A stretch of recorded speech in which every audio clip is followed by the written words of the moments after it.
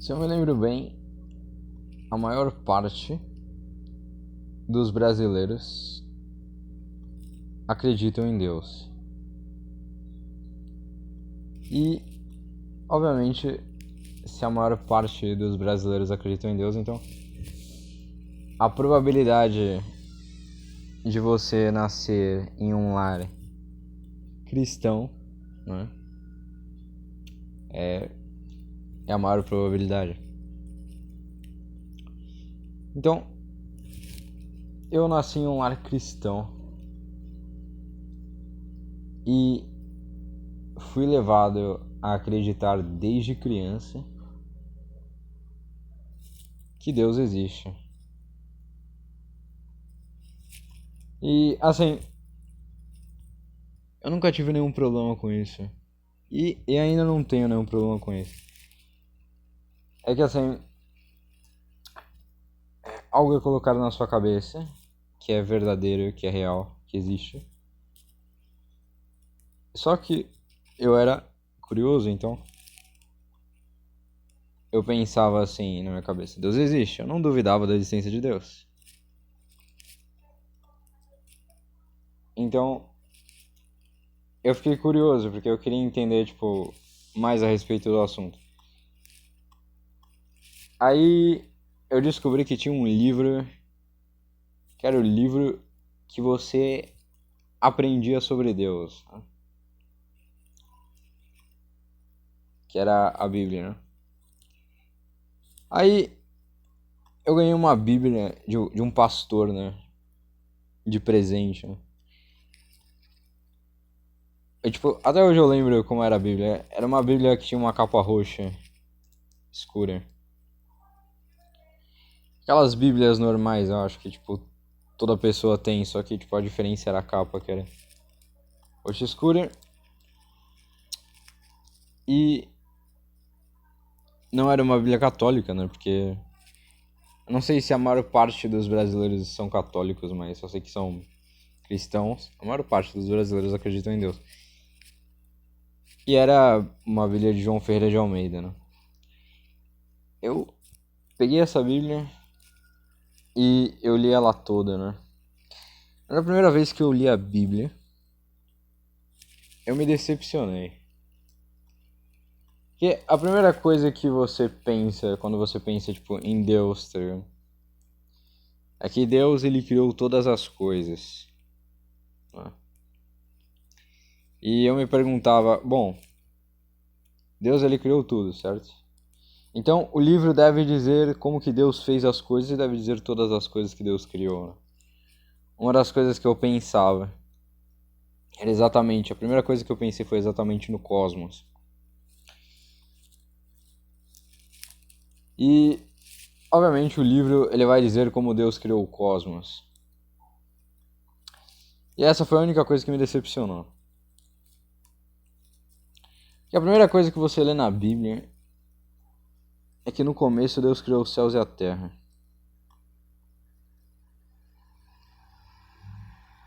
E ela não explica, né, como que os buracos negros eles foram criados.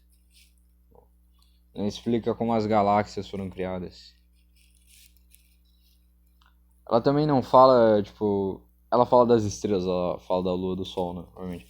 Você tem o sistema solar, você tem o sol e a Terra orbita em torno do sol. E isso acontece por causa da gravidade. A gravidade é uma estrutura que você pode imaginar como um plano. Uma estrutura plana que se deforma com a massa, né, dos corpos. Então, você tem o Sol, né? E o Sol, ele vai deformar essa estrutura como se você colocasse uma bola de futebol em cima de uma de um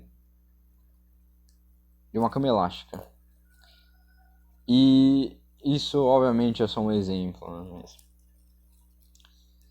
E o Sol ele deforma a estrutura do espaço-tempo. E a Terra, por causa dessa deformação que o Sol faz, ela orbita ao redor do Sol. Porque, né, obviamente o Sol ele tem a massa maior do que a Terra, então aquilo que tem massa menor é atraído pelo aquilo que tem a massa maior, porque aquilo que tem a massa maior deforma mais a estrutura do espaço-tempo. E se você coloca uma bola em uma cama elástica, ela vai deformar mais a cama elástica do que uma bola de gude. Você pode jogar a bola de gude. A bola de gude ela vai ser atraída para o centro da cama elástica onde fica a bola.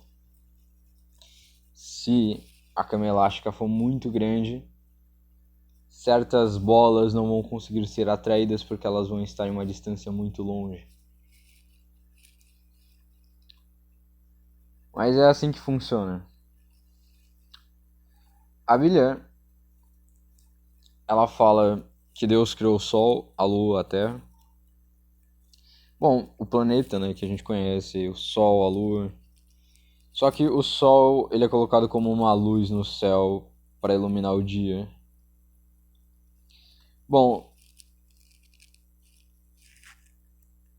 eu não vou tipo, argumentar contra isso, mas... E a Lua é colocada como uma luz no céu para iluminar a noite, né? E a Bíblia vai lá e fala que Deus criou as estrelas, né? Mas ela não fala que Deus criou os buracos negros. Buracos negros não são estrelas, né? Então a Bíblia esqueceu de falar dos buracos negros. Mas não só os buracos negros, os orcs também, que são anéis gigantes no espaço. Ela não fala que Deus criou os orcs, não fala que Deus criou os buracos negros. E várias outras coisas.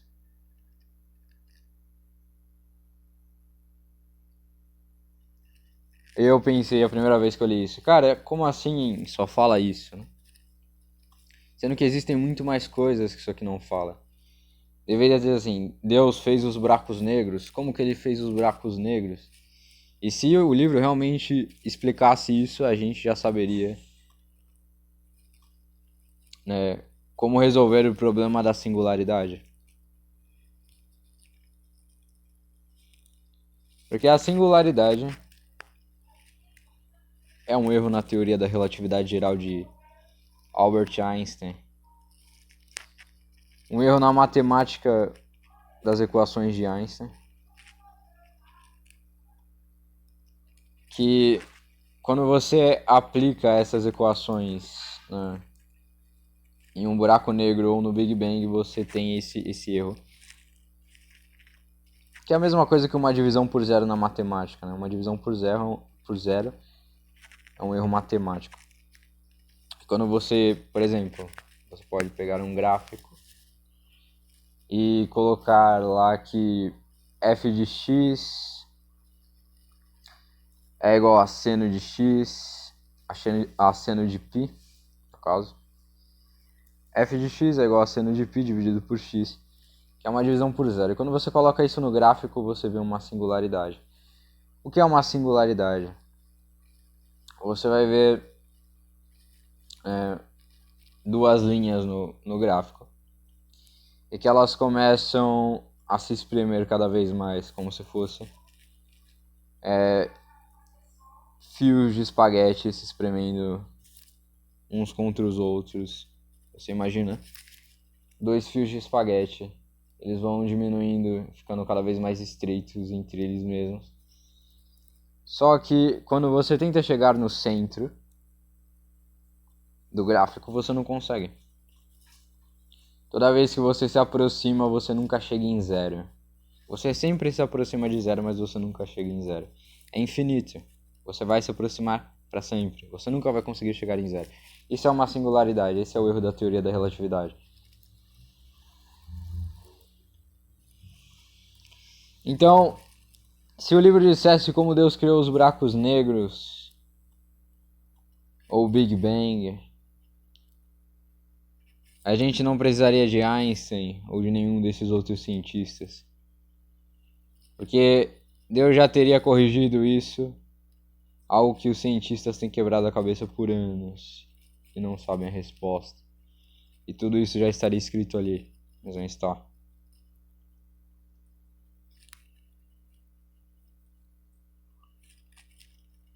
Então, não faz sentido que aquilo seja o livro de Deus, sabe? Eu pensava isso quando eu era adolescente. Quando eu era adolescente eu tinha terminado de ler a Bíblia toda. Mas quando eu era criança eu pensava, cara, Deus existe. Depois que eu vi, esse é o livro que ensina sobre Deus. Então, agora eu vou aprender tudo. Na realidade, eu não aprendi tudo. Depois de um tempo estudando, eu percebi que as pessoas de antigamente, elas viam o mundo de forma limitada, porque era o que elas tinham. Elas não tinham os telescópios espaciais de última geração para observar buracos negros, galáxias e tudo mais. Então, faz todo sentido você pensar, né? Que se uma pessoa vê a Terra, vê o Sol, vê a Lua, vê as estrelas, pensa: Deus fez o céu, a Terra, o Sol é para iluminar o dia, a Lua para iluminar a noite e as estrelas, né? Mas não, cara. Se fosse um livro de Deus, não teria escrito só isso, né? Tipo, até porque, obviamente, Deus não fez só isso, né? Digamos assim. Então, essa é a única decepção, né?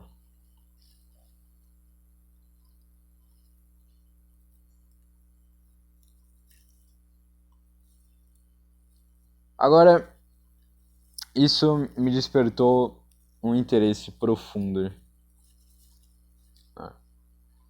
A Bíblia me despertou um interesse profundo pela verdade. Jesus fala, né? Eu sou o caminho, a verdade e a vida. Ninguém vem ao Pai a não ser por mim.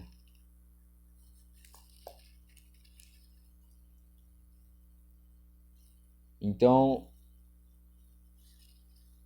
eu fiquei cada vez mais curioso. Tipo, não, cara, a Bíblia ela não é suficiente, cara. Tem muito mais coisa. A Bíblia não me deixou satisfeito. A Bíblia foi uma decepção.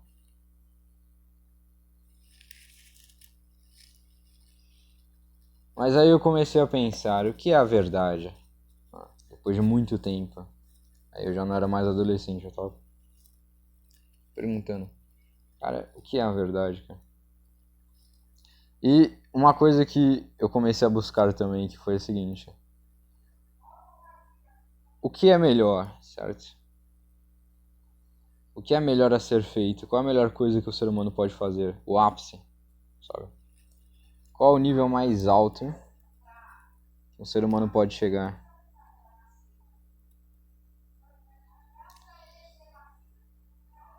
Mas antes, né? Eu pensava assim, mas eu ainda não sabia o caminho que eu tinha que seguir pra conseguir atingir esse nível, o ápice, o nível mais alto de um ser humano.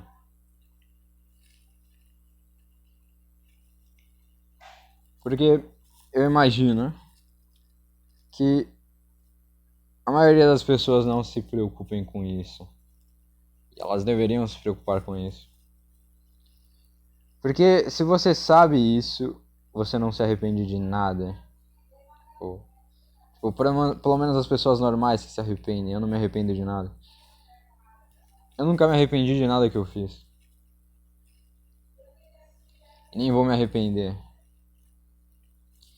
Eu não me importo com arrependimentos. É por isso que eu não me importo, sabe? É por isso que eu não me arrependo. É porque eu não me importo com arrependimentos. Eu não ligo pra eles. Eles não existem pra mim.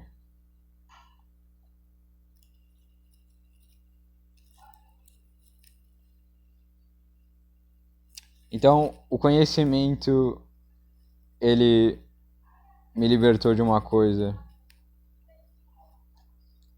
que era o seguinte: a importância que eu dava pro ser humano. Eu percebi que o conhecimento ele tinha muito mais a oferecer. E mostrava que a importância que você dá ao ser humano é algo irrelevante.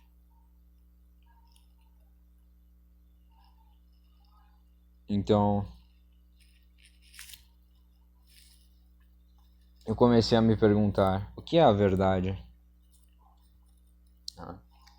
E cheguei à conclusão de que a verdade é uma só. E o único jeito de você saber o melhor caminho é só você, através da verdade. Esse é o único jeito.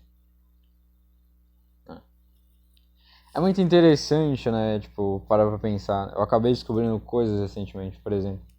95% do universo é composto de matéria escura e energia escura. Eu acho que era algo que eu já sabia, mas talvez eu tenha lembrado de novo antes. O que é interessante a respeito disso, né? É algo que vocês já conhecem, que é a teoria da dimensão negra, né? De que 95% do que existe é uma dimensão negra. Mas isso no nosso universo, na nossa realidade, e não em outras realidades paralelas.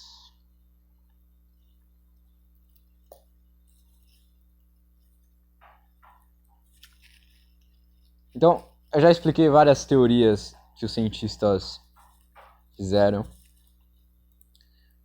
para conseguir o que Einstein levou 30 anos e não conseguiu, passou a vida inteira dele tentando. E uma coisa que é interessante, né? Eu lembro do Michio Kaku, né? Que ele trabalha com as equações da teoria das cordas.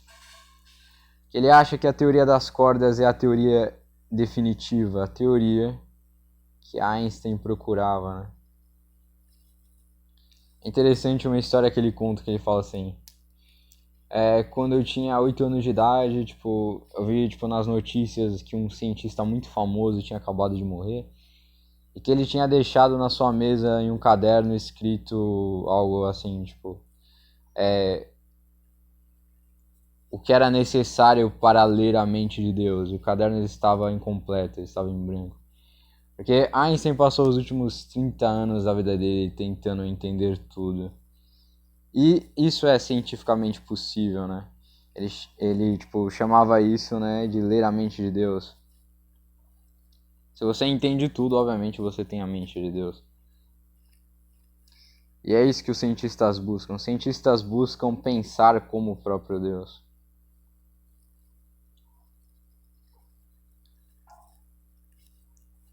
É cientificamente possível, mas é muito difícil. As equações são muitas, são muito complicadas. E existem várias alternativas.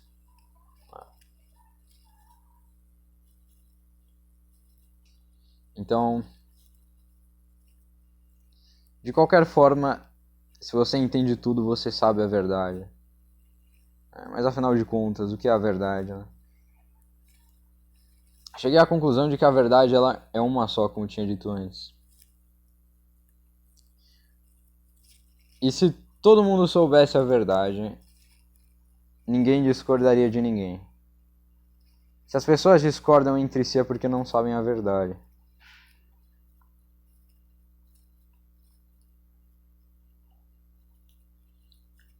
E eu percebi que não existe nada mais valioso do que a verdade. A verdade é a perfeição. Mas o que é a perfeição? Perfeição é aquilo que é completo. Aquilo que não falta nada. A perfeição é o melhor caminho.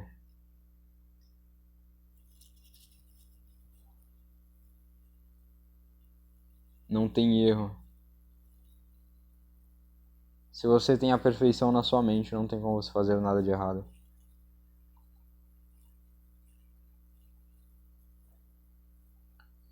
Então, a verdade, né? Se você sabe a verdade, você sabe o melhor caminho, né? Tipo, esse é o jeito, esse é o único jeito de você encontrar o melhor caminho. Só que eu cheguei à conclusão de que a verdade ela é inalcançável. Porque se você prestou atenção, obviamente você vai chegar à conclusão de que para você saber a verdade você precisa entender tudo. Que é o que Einstein buscava. No final das contas, ele também buscava a verdade. Entender tudo é cientificamente possível, mas de acordo com os limites da ciência. Então, você de fato não entende tudo. E como funciona a ciência, né? A ciência, ela funciona assim. Você tem uma ideia. Na física, você tem uma ideia, que é a ciência que explica tudo. E você precisa de uma matemática para você testar essa ideia através da matemática, né? E a matemática, ela vai prever uma coisa, uma consequência da sua ideia. E você precisa testar, né, essa ideia, né, matemática,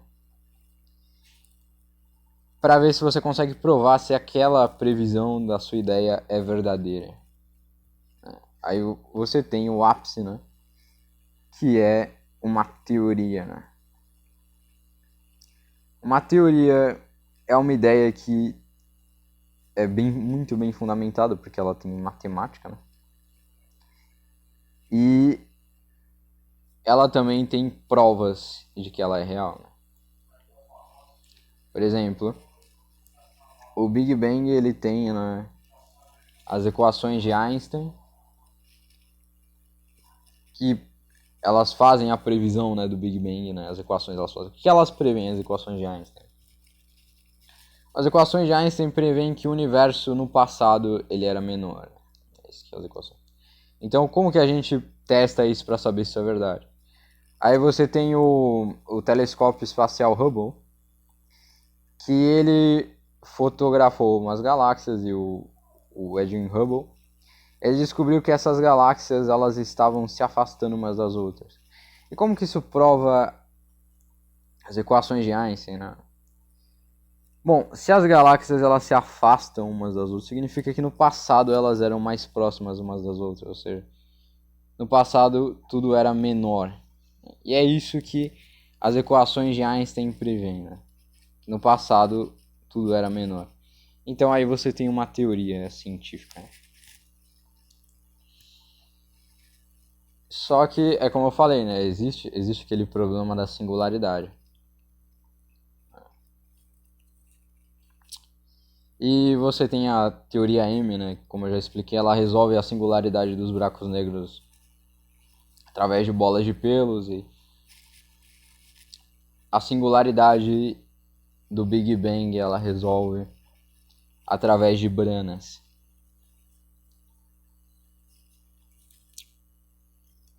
Sabe, o problema de todas as teorias é que elas ainda não foram provadas, não é como a teoria do Big Bang, sabe? Foi provada, então para essas teorias serem válidas, elas precisam ser provadas e ainda não foram provadas. É a única coisa que falta. Qualquer uma dessas teorias, se você conseguir, aí você tem a teoria verdadeira, né? Tipo, o mais próximo, na realidade. Até porque a ciência, ela não trabalha com a verdade, né? Na realidade, eu cheguei à conclusão de que o máximo que o ser humano consegue é a verdade aproximada, né? Chegar o mais próximo da verdade, nunca que ele vai chegar na verdade. Esse é o máximo que a ciência ela pode fazer. E é através da ciência que você chega o mais próximo possível da verdade, né? Fora isso, você realmente não sabe de nada. Percebi isso. Por quê? Como eu já expliquei, para você saber realmente a verdade, você precisa entender tudo. É impossível.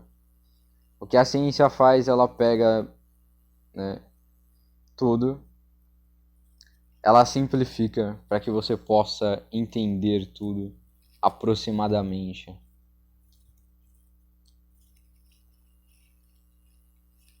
Porque se você simplificar tudo, você pode no máximo entender aquilo aproximadamente. Você nunca vai entender tudo. Então você nunca vai chegar na verdade, você só vai chegar o mais próximo possível dela. Mas então, né? Se não tem como você chegar na verdade,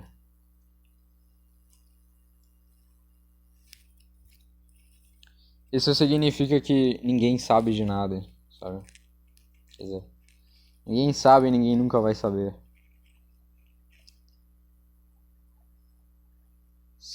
Já que, né? Para alcançar a verdade você precisa saber de tudo e saber de tudo é impossível, então você nunca vai alcançar a verdade. Então na realidade, ninguém sabe de nada e nunca vai saber. A aproximação que a ciência dá não é a verdade, porque a ciência não trabalha com a verdade. Ela tenta se aproximar o máximo possível, porque o que ela quer é saber a verdade, mas ela nunca vai conseguir. E se é impossível saber a verdade, como consequência, ninguém sabe nada.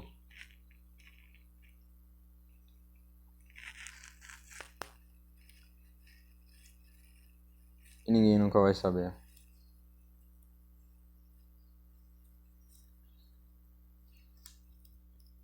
Bom, é isso, né? Essa é a verdade. A verdade é que ninguém sabe de nada. E nunca vai saber.